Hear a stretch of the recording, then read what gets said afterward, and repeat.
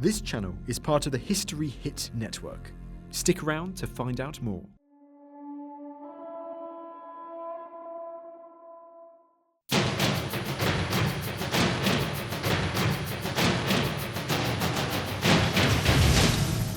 Years ago, an army colonel discovered part of a Roman mosaic down there in that Wiltshire cavalry barracks.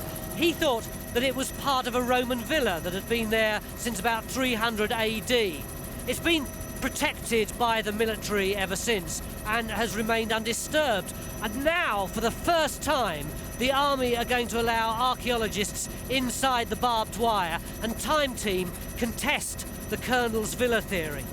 Oh yeah, and we've got just 3 days to do it.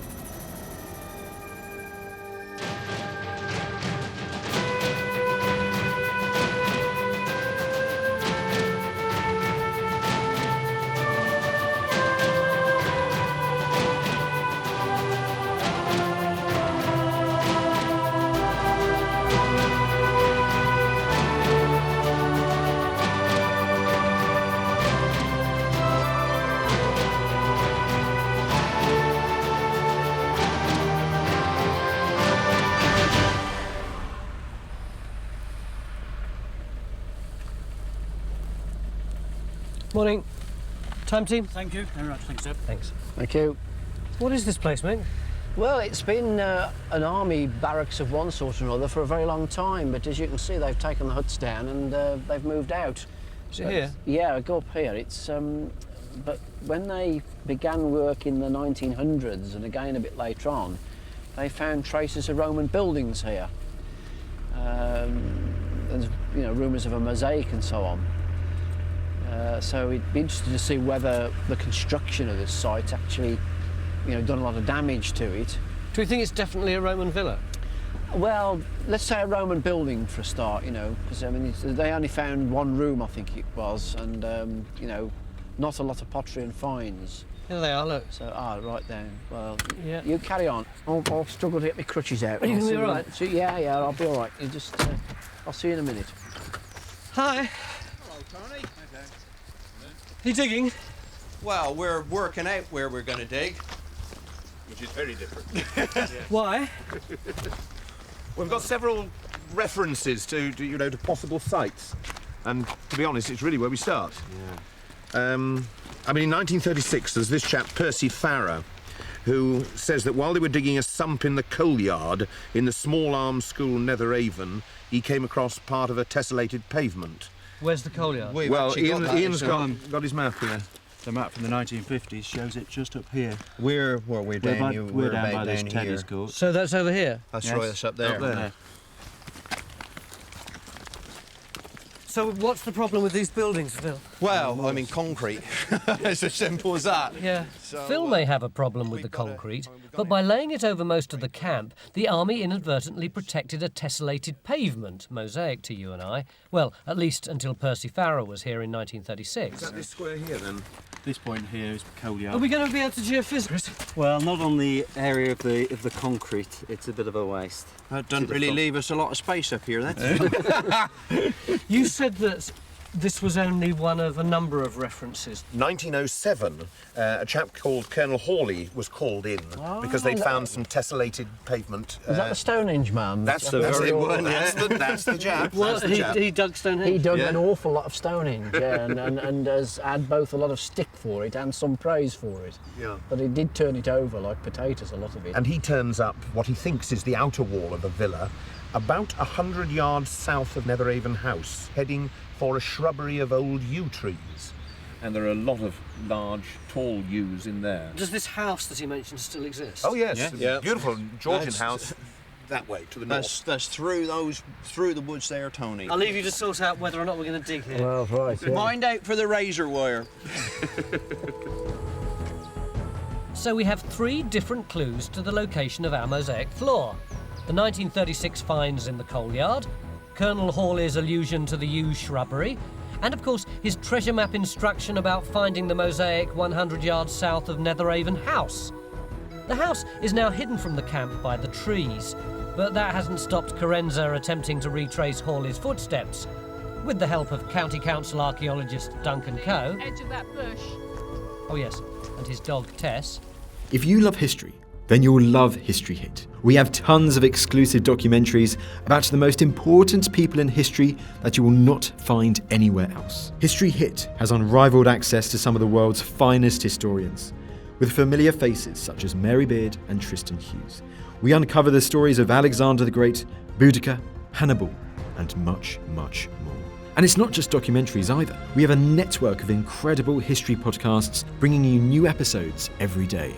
Sign up now for a 14-day free trial, and Odyssey fans get 50% off their first 3 months. Just be sure to use the code Odyssey at checkout.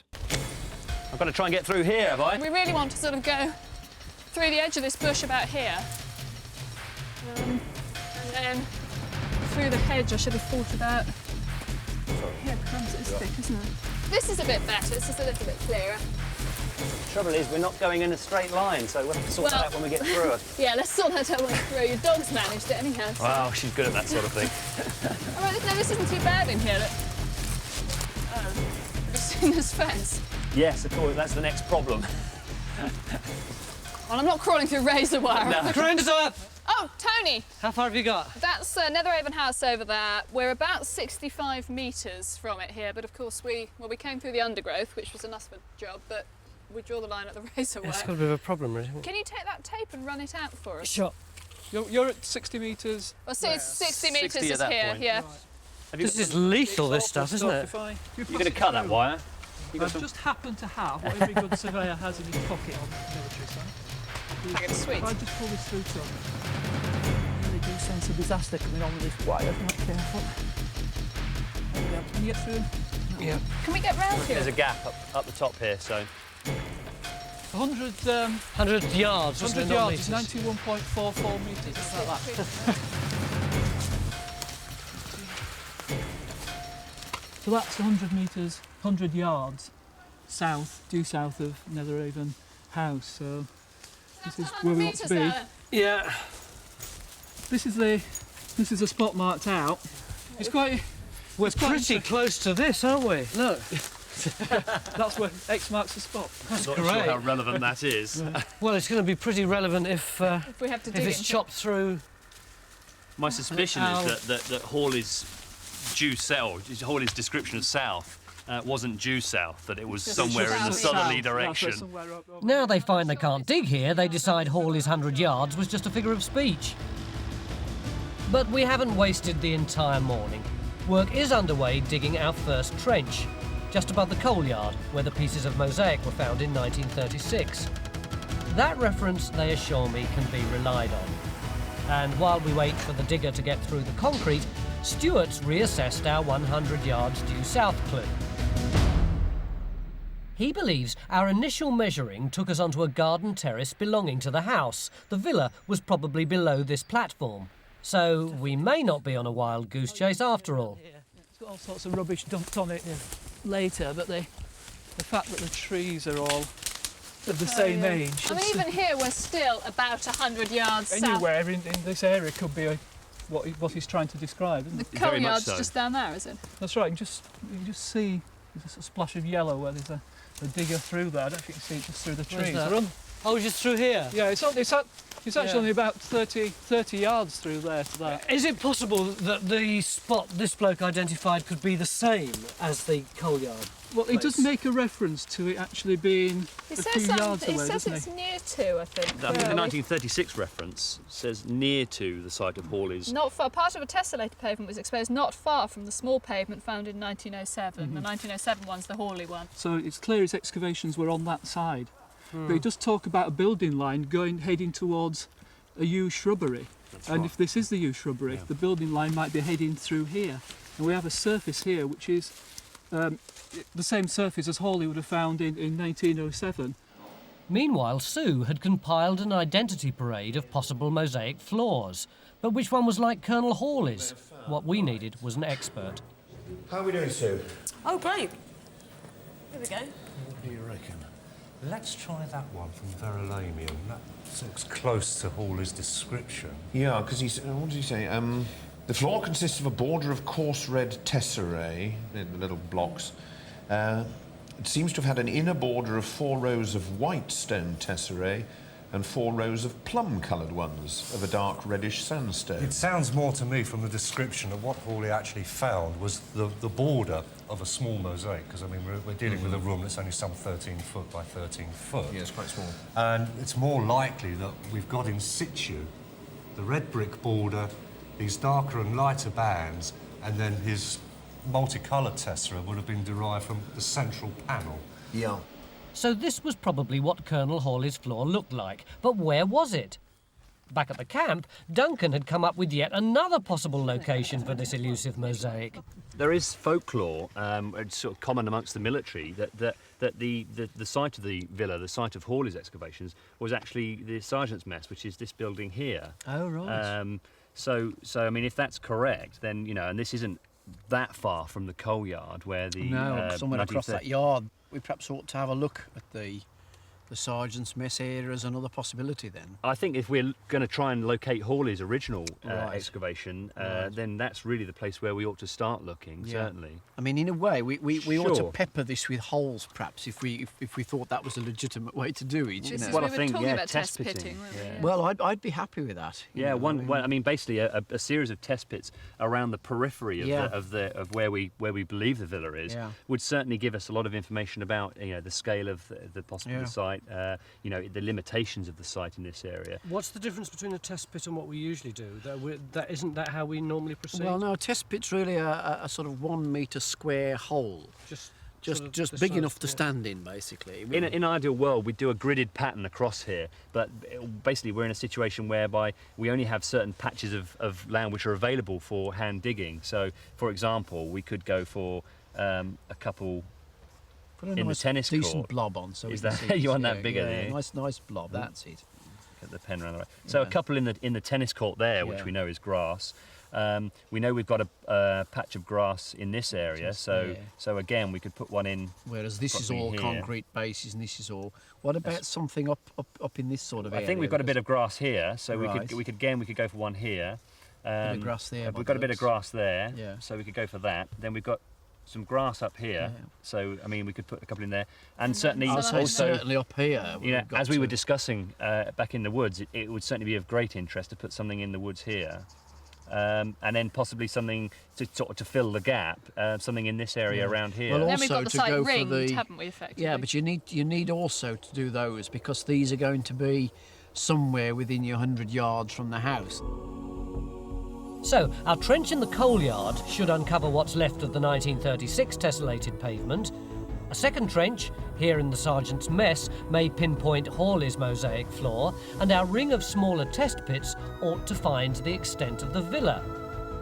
From the air, it looks like the villa covered a pretty big area, so what would it have looked like from the ground? There are very strong regional trends throughout Roman Britain, but in this part of the world one sees two basic types. One is a sort of wing corridor form, projecting wings, linking corridor, range of rooms to the back, perhaps with a bath suite, and this can often be set at one end of a courtyard, either walled or ditched, with further buildings added each side, perhaps a barn or accommodation for estate workers. Quite a dispersed complex. Yeah, but quite formally planned as well. The other type we get is what's known as the aisled building, which is, in its simplest form, just a rectangular building with a block of rooms at one end that are perhaps living quarters, and then the roof is supported on a series of columns. And so what you actually end up with is something that's like a basilica, if you were looking at it straight on, with windows, perhaps, and a door. Well, we're just going to keep our fingers crossed and hope something comes Hope something of that type does emerge, yes. 3/4 of the way through day one, and our team of test pitters are under starters' orders. First on the list is Stuart's nomination for Hawley's original trench. But that's quickly followed up by more in the open spaces around the site. Each test pit should take one person about 10 hours to dig. So as Duncan and Mick planned 12 over the weekend, our diggers are working relays.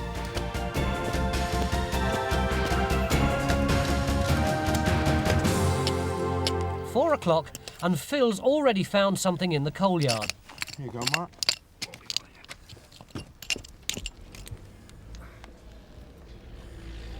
looks like a chip of genuine Roman brick or tile.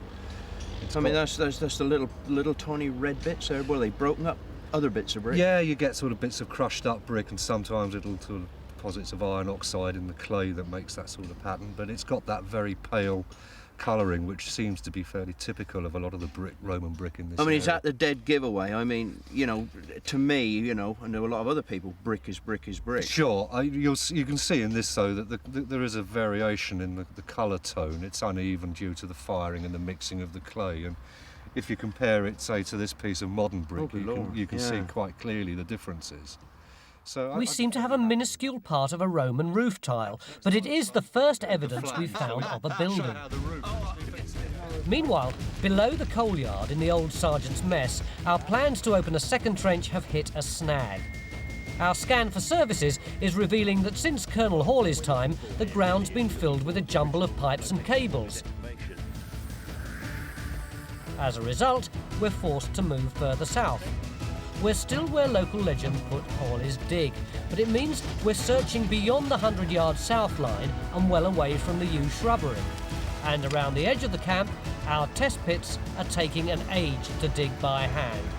Thank heaven for Phil and his coal yard trench. Give us your opinion on that. That's Pennant sandstone, unmistakable. Comes from the Bristol area and it's a favoured roofing material. It is a roofing tile, I thought so. 3rd, 4th century AD. And it's a very good indication. No doubt about it. Oh, I knew that wasn't local. Yeah, it's nice to get your second opinion on that. Yeah. Well, I better go and find some more. Please do. Try a complete one. End of day one, and so far the only evidence for our villa are 3 bits of Roman roof tile in the coal yard. And frankly, I'm not convinced that our strategy of test pitting is working. Mind your backs. Well, we've just been round the entire site, and it all does look a bit random to me, I must admit. Not a lot of holes that really aren't connected very well. I think it's early days yet. I mean, we didn't get going with the shovel, the holes until, you know, fairly late on. And none of them are very deep yet. Is this helping you, Duncan, with what you need to know about this site? Oh, sure, yeah. This is our window of opportunity that within the next few months the army will start to reuse this area and we'll start to put it back into active use. And unless we use this opportunity now, then we probably won't have another opportunity for another 70 or 80 years. So what are we going to do tomorrow? Carry on. Soldier on. Right, end of day one. We've been playing this game of archaeological pin the tail on the donkey all day. Let's hope tomorrow we start to see some results. Join us after the break. Yeah. So which ones have we done? Have we ticked off that one? That one there. And we've done one in the woods. It's the beginning of day two. It's a beautiful morning. This is the trench where the sergeant's mess was, which, as you can see, is still a bit of a mess, and they haven't found anything at all in there. They have apparently found something quite exciting in one of the test pits, but it's not one of the random test pits which Mick told us to dig. It's one which Geophys wanted over there, down by the tennis courts. Let's go and have a look. Is of you know. Morning. Morning, Tone. Is of him, you know, sat with the feet up on the desk. Hi. Oh, Tony. What have you found? Well, we've got a lot of pot.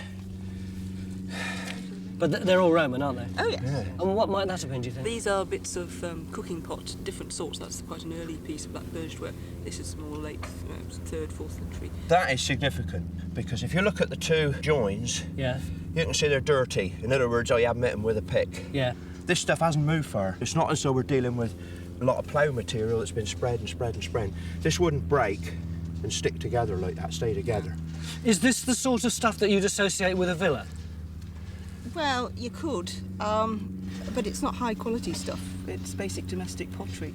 Grey ware, just large pots, yes. So do we extend the trench? We've got to have a word with Mick, with Chris, and an agreement on what we do next. Mick, can you come here a minute? You know, I think it's better if you come here. Have you seen these steps? Okay. We've got some interesting geophysics here. We've actually gone over the ground twice with a resistance rig.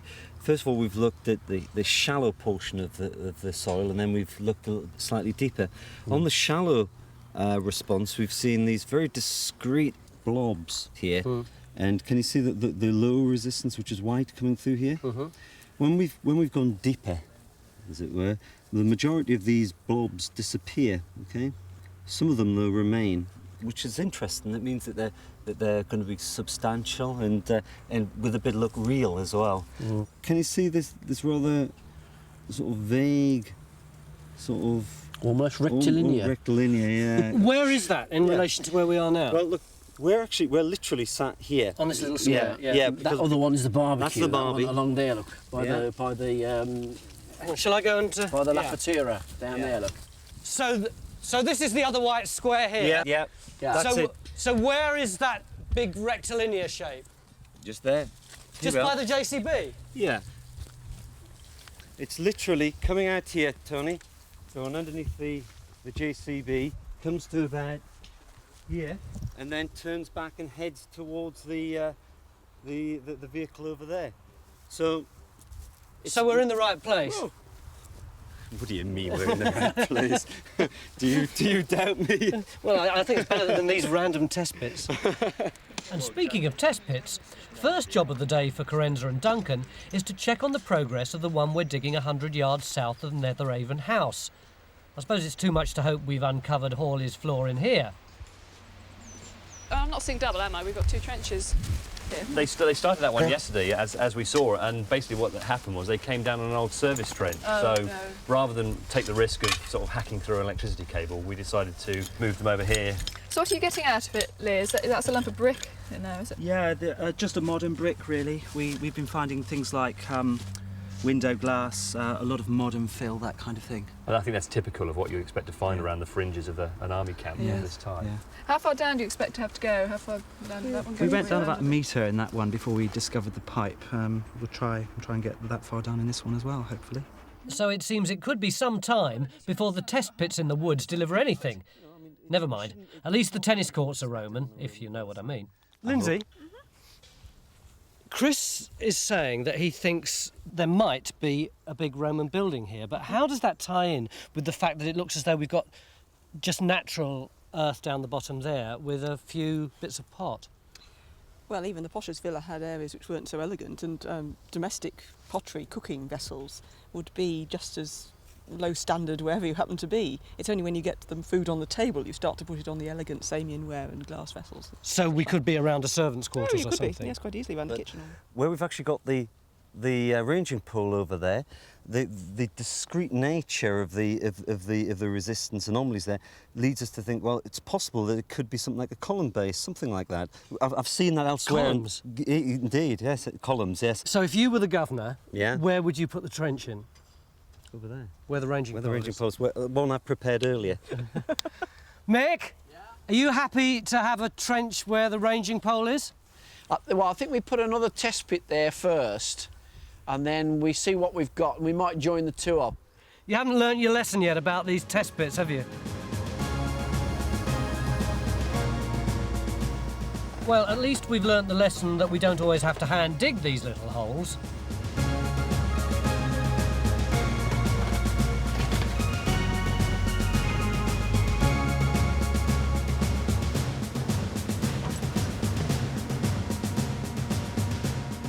Now, something tells me that that's not Roman.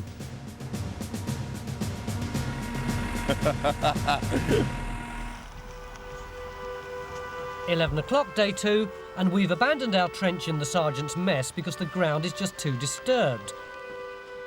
Nothing more's coming out of the coal yard trench, but we're still digging our random test pits, even though they've yet to reveal anything Roman. Let's hope Geophysics have found the villa in the tennis courts. Looks like there's your blob on your printout. Yeah, bit of a problem that, because that's metal, isn't it? Very much so. Yeah, and that should show us a low resistance response, but hollow. It's hollow, isn't it? Yeah, so it's a cavity, which is why we've got the high resistance blob. I reckon that just about explains it, though. Do you? Well, I'm satisfied. Yeah, well, I'm not satisfied, but it is. 12:30 day 2, and the so-called discrete geophysical feature that Geophys thought was going to turn out to be Roman columns was actually a World War II air raid shelter with a corrugated iron roof on top. So our successes are still 3 Roman roof tiles and a little bit of Roman pottery. How come we haven't found more? Well, it may be that we've been looking in the wrong place. A couple of local residents who used to work here certainly think so. Wally, when were you here? As far as I can go back, it's about 1946. People came in back over here, farther over than where you're digging now. On and off, there was quite a few people on that area, just at the end of the Sergeant's Best tennis court. What, they were actually digging it or looking for it? Actually digging. Looking for it? Looking for it, yeah. So towards the tree line? Towards the trees. But of course it was within these woods, Tony, that Phil found a coin. Oh, was it? A Roman coin near the surface. What were you doing here at the time? I was a cadet around about 1978. Yeah. And we were scratching around in the woods like cadets do and came across this. Is that what cadets do? Yeah, they do. And do we know what this coin is? Right, let's have a look. Mark's the expert. Ooh. Well, it's a silver denarius, which is the standard silver coin of the earlier part of the Roman period, and it's of the Emperor Antoninus Pius. He succeeded Hadrian. This coin probably indicates that there was activity here in the 1st and 2nd century. I mean, we've got the pottery as well to back that up. Sure. I'm a bit confused. Wally seems to be saying that there were these unknown antiquarians or archaeologists poking round here between the 40s and 70s. Have we got any record of these people? Absolutely nothing at all in the record. Well, if you're talking about the 1940s, you're talking, 30-odd years from when Hawley did his original excavation. Yes, so well in the memory span of those people. Absolutely. Absolutely. We started to get quite a lot of circumstantial evidence just before lunch that we might be digging in the wrong place. We're working the coal yard, the tennis court. Maybe what we ought to be looking at is slightly to the north of that, the woods and the northern extension of the Sergeant's Mess, rather than bang in the middle of the Sergeant's Mess. Right. Yeah, I mean, one of the things that Wally came up with was a brief history of the site, which says that in 1956, when they put an extension onto the end of the Sergeant's Mess, which is virtually at the tree line of the woods, they found mosaic and they found roof tiles. That's the bit of woods around the end of the Sergeant's That's Mess. right, the north end. Right. It may be that we've all been thrown by this folk history that the villa's in the Sergeant's Mess. Yeah. And actually, if a bit of it was in the extension of the Sergeant's Mess, right, and more of it's up towards the woods, do you think that? Yeah, that sounds fine. I mean, that. So really, we need to do some test pits up at that end, then, Ian. The digging team have finished the test pits that we're doing around the possible site of the villa. Our original thoughts. Yeah. We can move those staff into the woods and do a number of test pits down the spine of the yew tree. Right. What, you thinking of 2 or 3 or? Maybe 5 of them, 20 yards apart.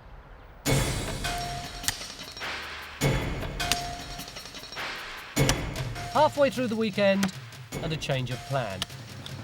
We've got 5 new test pits in the woods, where our cadet found his coin, and Wally remembers the wartime archaeologists working. Back at the camp, we've decided to extend our coal yard trench. The mosaic floor found in 1936 has to be under here somewhere.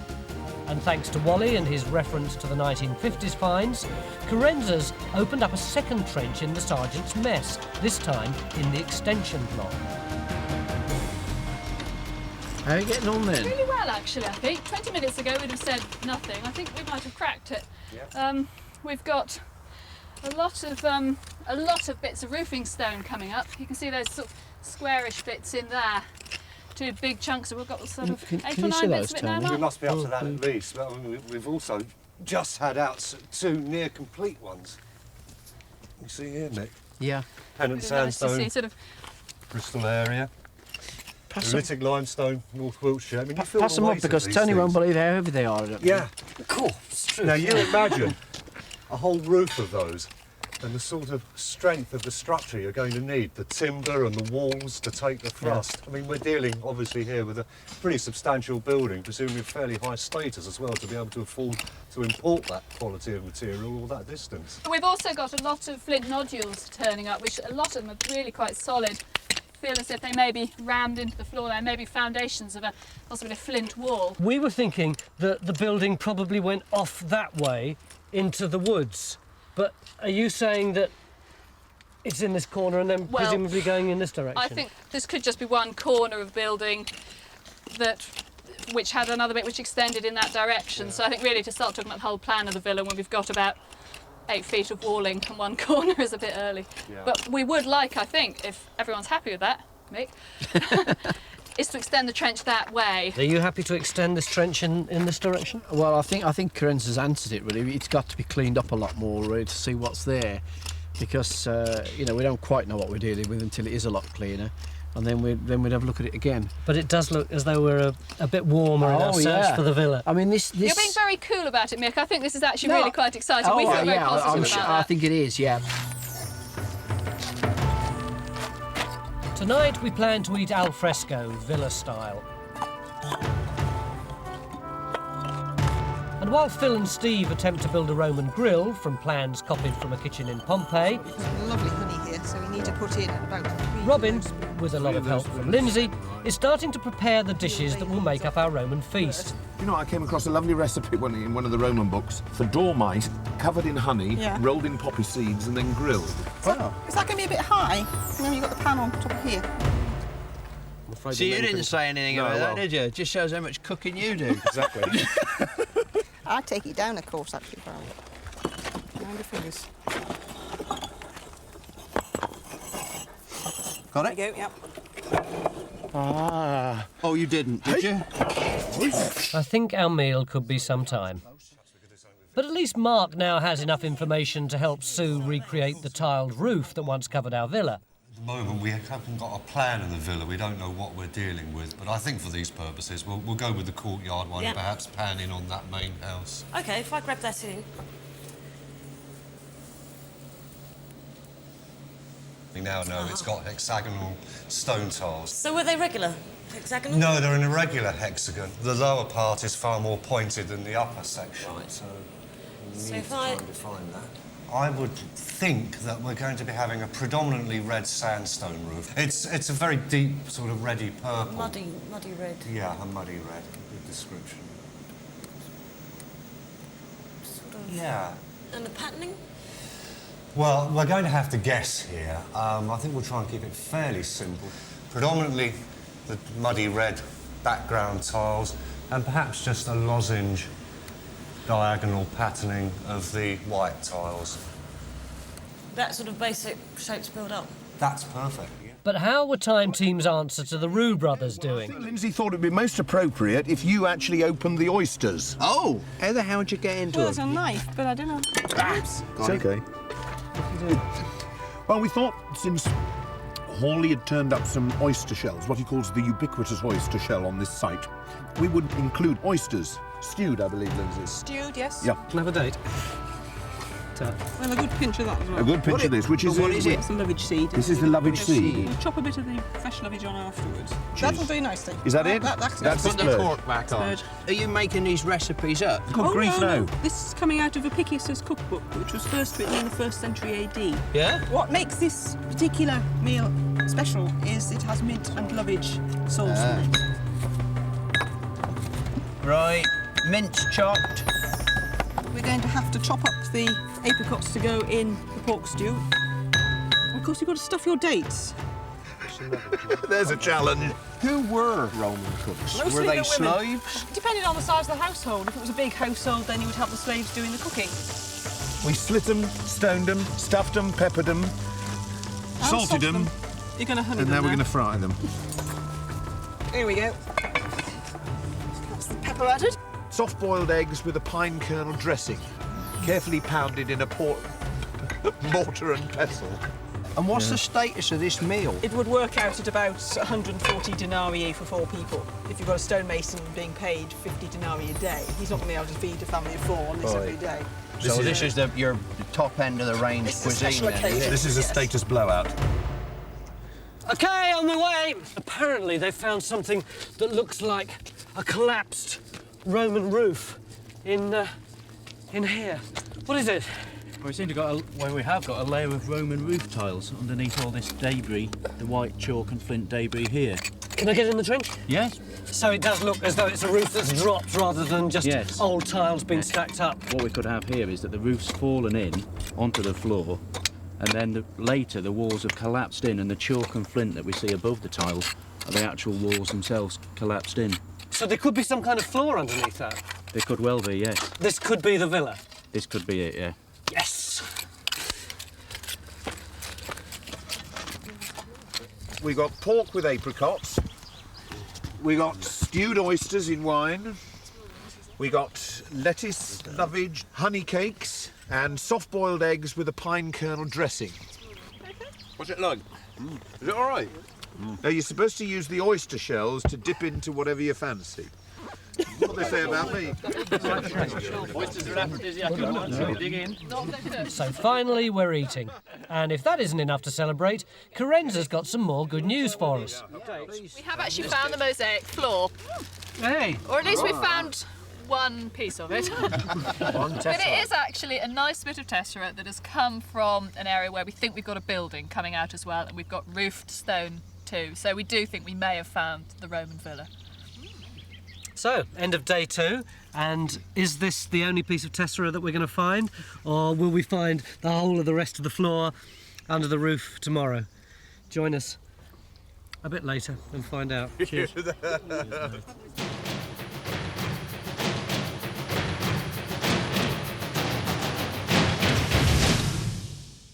It's the beginning of day 3, and it's amazing how quickly things change. This is the coal yard trench, and you'll remember that last night they'd excavated just that little square there and found all those overlapping Roman roof tiles. They've now cleared away all the earth round it to the same depth, and the whole of this area is covered in those roof tiles. But before they can lift them up to see if there's a floor underneath, they've got to clean and record them. And that's a very painstaking process, and it could take up until lunchtime. Over here, this is the messy Sergeant's Mess trench, where we thought we would probably find nothing, and we were right, we did find nothing.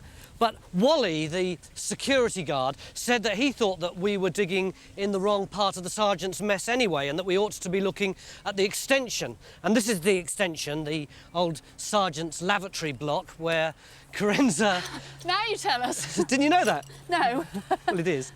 And that's where she's been working, and she found the tessera there, and last night the beginnings of a wall. And you now think you've found a floor, don't you? Well, we did about an hour ago. It's now looking, we had a very sort of solid rammed chalk surface we thought might have been the floor, but it's now turning up a lot of sort of roofing material still in that. So it's looking like it may be a cob wall, a sort of clay and straw and chalk wall that's collapsed with the roof on top of it, and we're still above the floor. But look what we just found. 2 nails to hold the slates in. Oh, great. Another find. That's the broken bit of that one. And 2 slates here with the holes in them. Brilliant. There we are. So no floor, but we've got some nails. I told you things were changing all the time. Meanwhile, Geophys, having exhausted all the available open spaces in the camp, are trying their luck on the one green area left, the lawn in front of Netheravon House. And because all he's found so far is a naffy spoon and an air raid shelter, Chris is now trying to get support from Stuart. As you can see here, we've got 2 linears in the resistance data set, and you can see them on the ground marked. We're not really very certain what they are at the moment. They may well be archaeological, but there again, they might just simply be an old water main or something like that that's now redundant.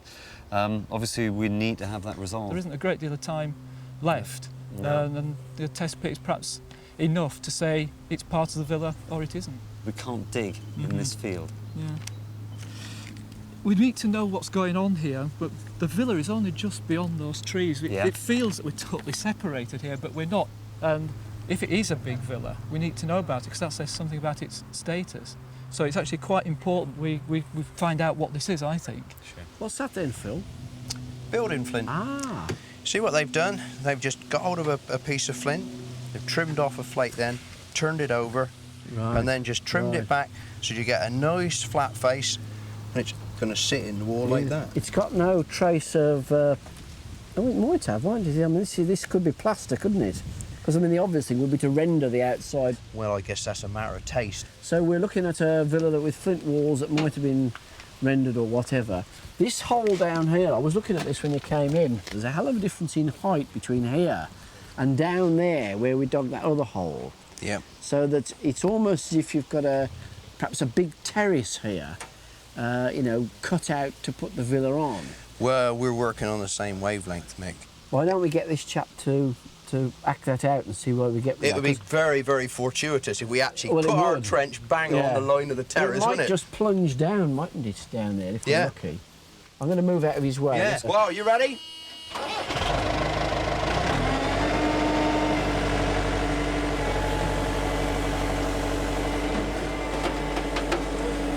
According to Mick and Phil, our villa would have sat on a terrace cut out of the hillside, which in Roman times would have sloped down to the river below the camp.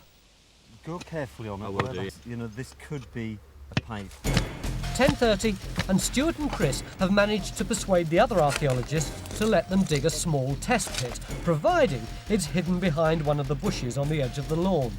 And over at the Sergeant's Mess, we've just doubled our mosaic collection. So it's the same 5 clays, the bit we had yesterday, it's much smaller. Yeah. But that's just from in here, is it? This small area here.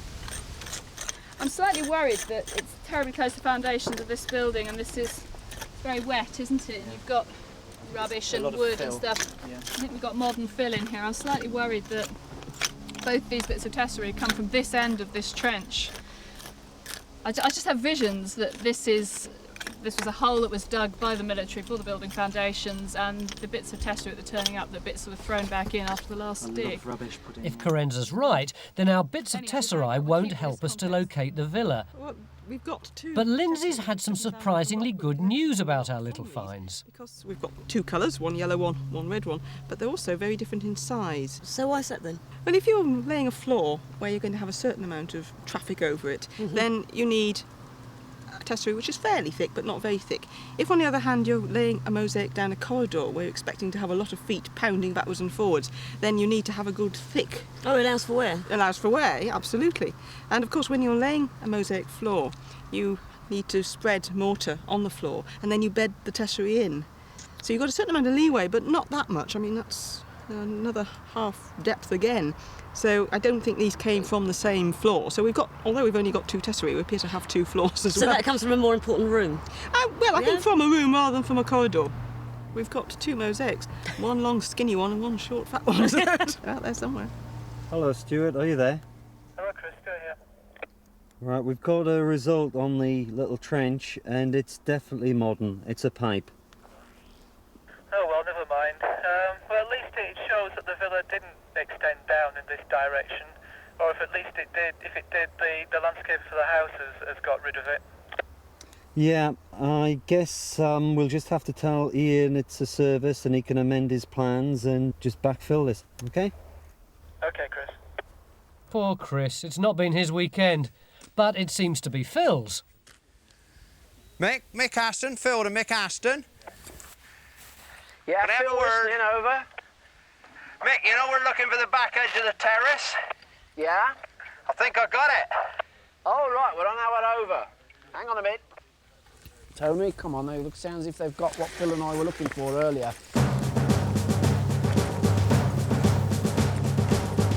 With just half a day left, it seems Mick's hunch that our villa sat on a man-made terrace has paid off.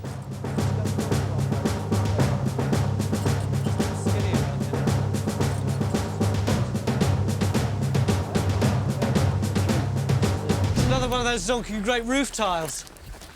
Right. Right. That's not, I'm in there. It's stacked full with them. So it got them in there as well. Oh, that's diving down at the right angle And it's just as well, diving isn't it? right the way down. Yeah. You see, this surface here, Tony, it is very, very creamy, pasty surface. That is the actual natural chalk surface. But you see here, suddenly the land cuts away, and you can see here, it's still very, very brown. That isn't natural at all. That's the edge of the material where we've been getting all our roofing slates. That's the edge of the area where they've cut it away to make a nice level surface in front to put the villa on. Stick your trowel in the bottom there, Phil, and poke it right down because it's going to carry on going down. It's another roof tile, isn't it? Yeah. I think I can get it out. Oh. Yep. Got a nail hole in it. Oh, right, yeah. That's it up. Nail hole, can you see? Yeah, that's good, yeah. Is that great? Oh, yeah, well, it would have been that way up because it's beveled there, look. And that for the nail hole to nail it onto the rafters on the roof. So, possibly more by luck than judgment, we've actually found the extent of the habitation or house or whatever it is that we're excavating the other end of down there. Yeah. But it's a big habitation, isn't it? It's not as big as a lot of the others round here, but I think we can actually start to put a picture together now. So as well as our roof, we can now add walls to our villa. We can also start piecing together the pottery used here. This ranged from ordinary amphora found in the kitchens to posh Samian tableware. But these aren't the only finds. This little tile here is really good proof that the house was here in Roman times was very high status. It was found in this trench over here, and it's part of a hypercaust, or Roman central heating system. What the Romans used to do was that they would build a little furnace on the outside of the wall of their house, and they would heat air, and the air would then go into the house under the floor. The floor would be raised up on little columns, and so the air would come in from the outside and heat the floor from the underneath. And then, in order to heat the walls, they would build flues or chimneys, which were actually inside the wall, and the hot air would go up through them. And this tile is part of one of those flues. As you can see, the inside of it is all dark because of the action of the hot air on the tile. And the outside here, can you see it's got lines and scores in it? That's so that it would get a good purchase on the mortar when they were building it. And we found another piece of presumably the same system right over here in this trench, which presumably means that the whole central heating system stretched from here right back through to over there. 6 o'clock, and the camp's on parade for an inspection from the Army's top brass, in the form of Colonel Myers, the Policy and Liaison Officer for Salisbury Plain and Ian's boss. Is this your own personal trench? Is it? Well, no, it was a trench that just needed somebody to look at it. I hope you were on film as the MOD archaeologist doing his bit. But with just an hour left, everybody's doing their bit. Those who aren't digging are washing finds and recording the villa debris we've discovered in the trenches. So what have we discovered?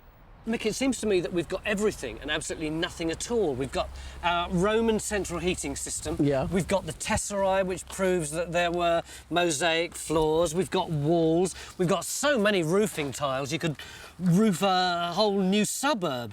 And yet, where's the villa? The task that we set ourselves was to find the Roman villa, and I don't know where it is. I'm assuming that it's vaguely here, but it could be here or here for all I know. Well, no, I think your assumption's probably right. This is probably where it is under here, and we've come at it. You know, the shovel pits have proved to have very little in them, certainly no structural stuff. We've got these various holes, we've talked to the locals, we've sort of narrowed it down and narrowed it down. Imagine the building standing and then it collapses as time goes on. And no doubt you'd have ended up with a great pile of builder's rubble. And right out on the edge would have been the tiles and stuff that had slipped the furthest. And it's like as if we've got 2 or 3 points into that, whereas the actual central mound where the thing would have been, you know, is within all the trenches, really. So I think you're right. It's here. Under that asphalt over there. You can't actually see it, but the villa But that's where it is. there. And we know exactly what it looked like from what we found, but we don't know the actual layout and plan of it. I think this is probably the first occasion where I've felt that we've almost got to it, and what we need is another 3 days. And he's not the only one who wants to stay. So we've got pig and cow in here. We've got this bit of Oh, oyster shell. The ubiquitous oyster shell. And you've still got roof tile coming out of here, haven't That's you? right. I mean, this is typical, isn't it? Turning It's up trunks domestic debris, it's domestic rubbish, isn't isn't it? At the last minute. If we had a bit longer. If we had a bit longer. But I think they are going. The Wessex unit are going to come back and finish it off. If the army will pay for it, I think is the gist of it. Because it's frustrating. We're so close. You get a feeling. Another couple of feet down, you'd get it sorted out. I'm afraid on this occasion we're going to have to admit that we ain't actually going to quite finish. And And it is getting frustrating, it is. Unfortunately, we've run out of time. Still, it seems that what Colonel Hawley found 80 or so years ago was indeed part of a Roman villa, and a pretty substantial one at that. Had a beautiful aspect, rolling fields down to the River Avon below there, and it had got mosaics, fairly functional ones in the corridors, but once you got out into the living quarters, much more elegant ones, and the people were pretty well heeled, eating and drinking off very nice tableware. They could afford underfloor central heating to keep them warm in winter. There was a bathhouse, maybe around here somewhere, great chunky walls faced with flint, and over their heads a massive red roof with a crisscrossed white pattern on it. Pretty nice place to live. Very nice indeed, really.